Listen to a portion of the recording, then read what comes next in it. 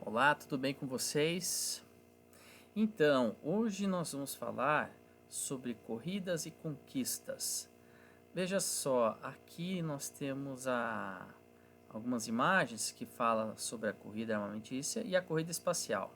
É uma brincadeira, coloquei um desenho animado que era a corrida espacial, que provavelmente acho que os pais e vocês assistiram, tá?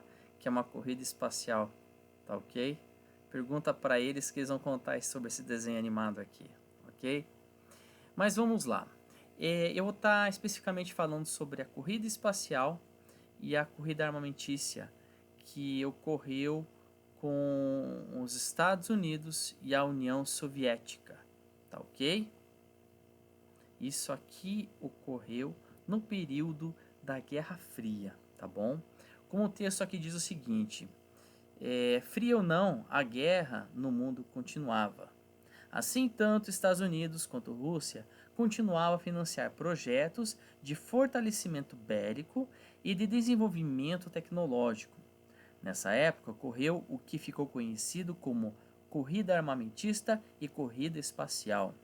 Armas eram desenvolvidas e instaladas nas áreas de influência das superpotências e, como corria na corrida espacial, as potências desenvolviam tecnologias que ampliavam suas manobras táticas e de espionagem. Então aqui foi um período que era a CIA que tentava descobrir o que a Rússia estava preparando. A Rússia tinha a KGB que também ficava pesquisando o que os Estados Unidos estavam fazendo. E eles sempre ficavam sondando um grupo e outro, tá? E aquela situação deles tentarem influenciarem os terceiros, né? Os terceiros países, vamos dizer assim, que para estar influenciando na política deles, né? Para adotar o sistema econômico que eles utilizavam. Então, assim, a gente vê a imagem ali, por exemplo, está mostrando no lado esquerdo aqui, né? Satélites, né? Então tinha essa questão de satélites, questão de foguetes. Você tem uma ideia, o Sputnik, né, na Alemanha, Sputnik na Rússia, foi o primeiro foguete a ser lançado no espaço. Né? Depois vieram os americanos lançarem, levar o homem à Lua, que foi o primeiro homem à Lua, foi um americano. Daí aqui diz o seguinte: além dessas corridas por armamentos e tecnologia, havia evidentemente a disputa por territórios. Depois de fixarem suas bases mais sólidas com a organização da OTAN e do Pacto de Varsóvia, que a gente viu isso na aula anterior, né? Estados Unidos e União Soviética passaram a olhar mais atentamente para o restante do mundo, sobretudo para aquilo que ficou conhecido na época como Terceiro Mundo. Então, o que é o primeiro mundo, segundo mundo e terceiro mundo? Primeiro mundo era composto por países que tinham sistemas socioeconômicos como o norte-americano. Então, seria os Estados Unidos e os principais países da Europa, Inglaterra, França, parte ocidental da Alemanha, né? Espanha e aí por diante, né?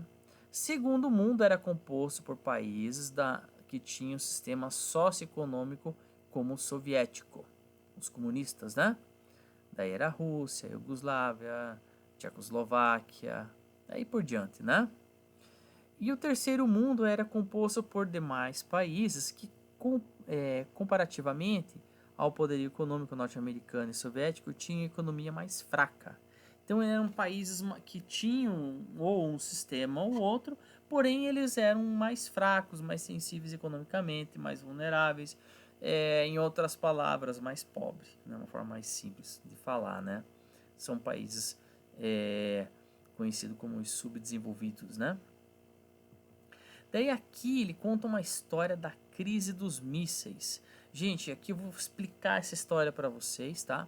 Mas é interessante porque, por exemplo, estava havendo por exemplo, houve uma revolução em Cuba que foi organizada por Fidel Castro, né? Ele estava organizando essa revolução. Até então, ali em Cuba, o presidente anterior ele tinha o apoio do governo americano, entende? O governo que no caso ali ele estava nessa cuidando, era presença da região, tinha essa parceria.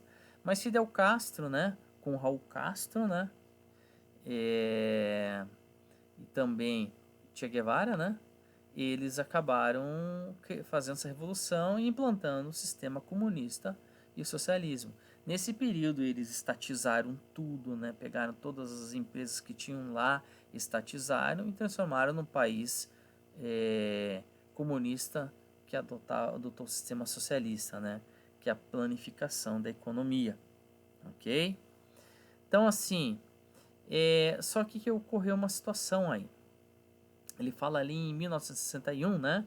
Que essa, no caso, ele, vamos dizer assim, ele fala aqui que em 1961 essa força militar, com apoio da CIA, invadiu no caso, a Baía dos Porcos, sul de Cuba. Aqui é o seguinte, essa invasão até foi considerada um fracasso, né? Que foi organizado pela CIA, né, com o apoio da CIA, para tentar invadir Cuba e restabelecer o sistema americano.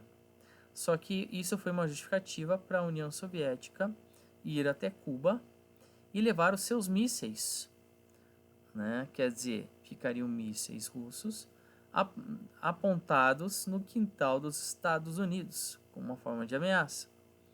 Então, aí foi um momento que foi mais delicado, né, para a história, né, que quase houve uma guerra nuclear nesse período, porque as duas potências nessa época já eram detentoras da bomba atômica.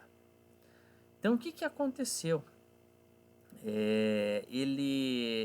No caso aqui, o Kennedy, né, John Kennedy, ele se reuniu com o líder soviético, né, Nikita Khrushchev.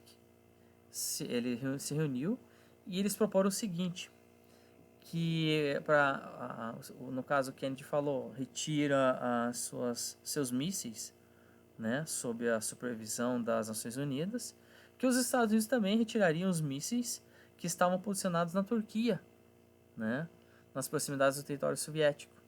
Então ele, no caso, Khrushchev, ele aceitou a oferta americana e retirou os mísseis da ilha de Cuba.